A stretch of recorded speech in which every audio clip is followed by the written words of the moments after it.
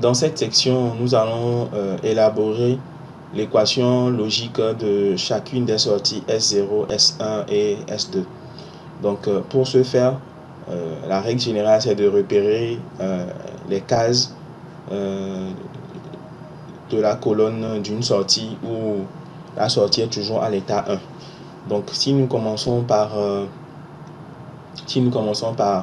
S0, donc nous serons concernés dans le cas de S0 par cette case, cette case, cette case, cette case, cette case.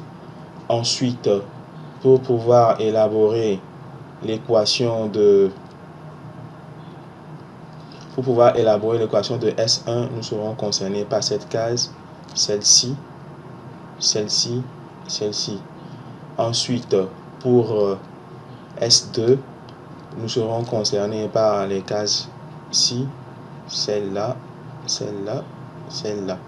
Et pour finir, pour la sortie S3, nous serons concernés juste par cette case et cette case où la sortie S3 aussi est à 1. Donc, sans plus tarder, nous allons passer à l'élaboration des équations.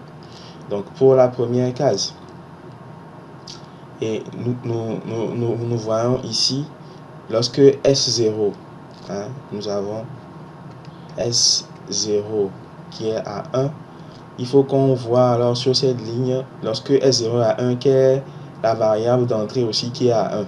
Donc S0 est à 1 si, puisque nous avons plusieurs cas, si E0 égale à 1, sur cette ligne, lorsque S0 est à 1, nous avons E2 qui est à 1 ou E2 à 1. Sur cette ligne, lorsque S0 est à 1, nous avons la variable d'entrée E4 qui est à 1 ou E4 égale à 1, ou encore ce cas, lorsque S0 est à 1, ici nous avons la variable E6 qui est à 1. Maintenant, cette dernière case, lorsque S0 est à 1 ici, il y a la variable E8 qui est à 1. Donc, E8 égale à 1. Donc, nous pouvons déduire que S0, S0 égale E0 plus E2 plus E4 plus E6 plus E8. Donc voici l'équation logique de S0 et nous allons la garder là comme ça. Une première équation. Nous allons continuer avec S1. Nous allons continuer avec S1.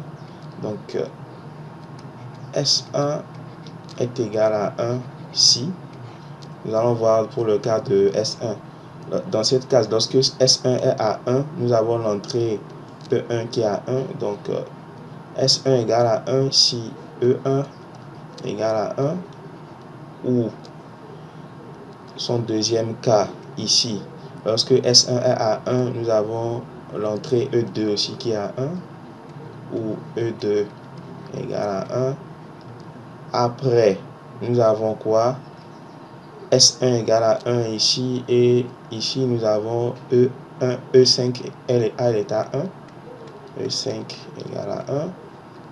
Ou cette dernière case pour S1, ici nous avons E6 aussi qui est à 1. E6 égale à 1. Donc, nous en déduisons que S1 égale E1 plus E2 plus E5 plus E6.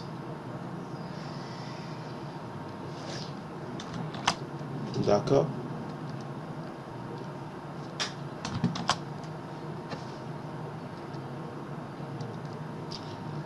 On va juste souligner l'équation de S1, puis on passe aux autres équations. Donc là, ça fait une deuxième équation. Ok, donc nos équations trouvées, nous allons jalousement les encadrer pour ne pas les perdre de vue. Ok, donc il reste pour S2 et S3. Donc nous venons pour S2. Donc S2 est là. Donc lorsque S2 est égal à 1 ici, nous avons l'entrée E4 qui est égale à 1. Donc S2 égale à 1 si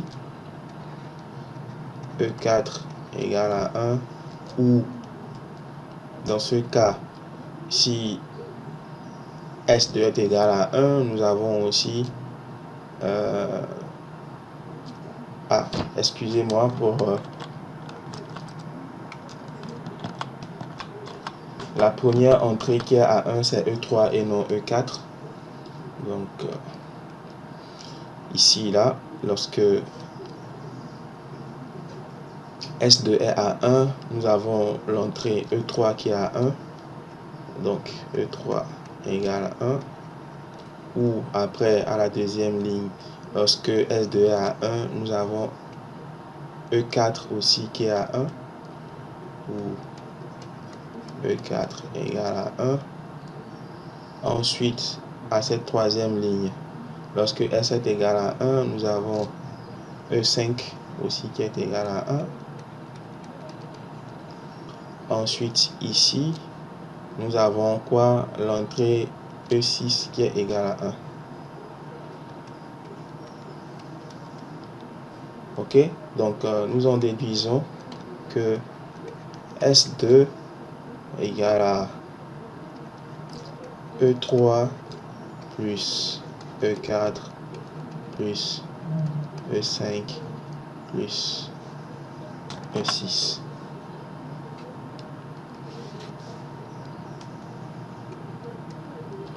Donc nous allons aussi encadrer cette équation de S2 parce que c'est à l'aide de ces équations que nous allons représenter le circuit final. Donc maintenant, la seule sortie qui nous reste, c'est la sortie S3. Donc il nous reste à faire S3 qui n'est pas du tout compliqué. S3 est à 1 si, donc S3 c'est ce cas, donc S3 à 1 ici. Lorsque S3 est à 1 ici, nous avons l'entrée E7 qui est à 1. Donc si E7 égale à 1, ou S3 est égal à 1, et dans ce cas nous avons quoi? E8 à 1, ou E8 égale à 1. Donc d'où S3 égale à E7 plus E8. Et nous allons aussi encadrer cette fonction.